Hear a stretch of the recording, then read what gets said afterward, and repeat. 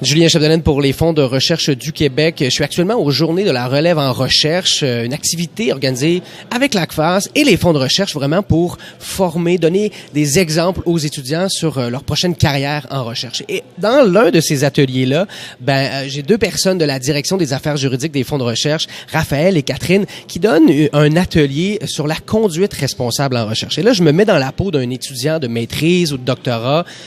Comment moi je dois être interpellé? Est-ce que ça me touche vraiment les histoires d'éthique lorsque je commence tout bonnement ma maîtrise?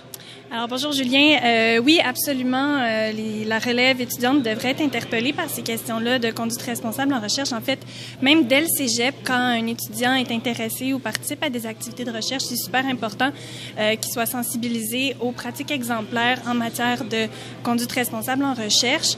Puis là, par exemple, je pense au plagiat, à l'autoplagiat, ça peut être aussi les règles de contribution donc à des articles scientifiques. Donc, est-ce que je dois être cité comme auteur? Est-ce que je dois plutôt être remercié? Est-ce que je ne dois pas être cité comme auteur dans certains cas? Ça peut aussi être des questions de sensibilisation pour les conflits d'intérêts. Donc, de comment être à l'affût, comment pouvoir penser à les gérer. Donc, c'est vraiment plusieurs questions qui touchent la conduite responsable en recherche. Puis donc, c'est important de sensibiliser la relève pour que, tant au cégep, à l'université, donc à la maîtrise, au doctorat, post-doc, chercheur chevronné, donc pour que la relève, dans le fond, puisse incorporer ces pratiques-là dans sa pratique actuelle, puis dans sa future carrière académique. Donc, on y va en amont, là. C'est presque de la sensibilisation le plus tôt possible. Bien, parlons-en, parce que les fonds de recherche et votre travail vous ont amené à présenter un peu votre politique, là. Les fonds de recherche ont présenté leur politique en conduite responsable depuis certaines années, mais vers où on s'en va, Catherine, là? Et vers où le fonds veut un petit peu donner l'exemple ou amener les gens à aller, là?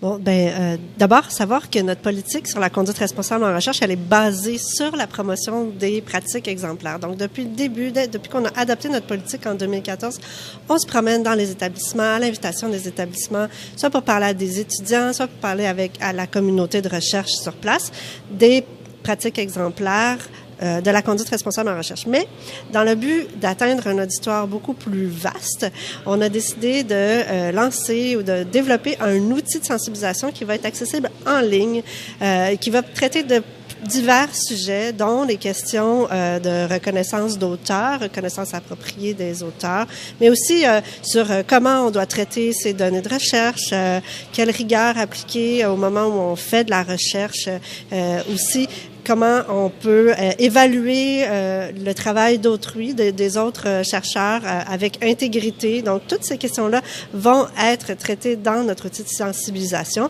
Ça va être un outil qui va être en plusieurs modules. Notre premier module, on en fait le lancement le 1er novembre 2018. Donc, j'invite tout le monde à venir visiter, prendre le pouls de ce qu'est la conduite responsable en recherche à travers notre outil de sensibilisation. Bien, merci beaucoup pour avoir vu la chance d'avoir vu l'outil. Je vous dirais que c'est très ludique, là. C'est très intéressant. Puis, je pense que ça va intéresser plusieurs personnes. Donc, vous étiez avec Catherine et Raphaël, deux participantes, bien sûr, lors des Journées de la relève à recherche organisées par l'ACFAS et les fonds de recherche du Québec.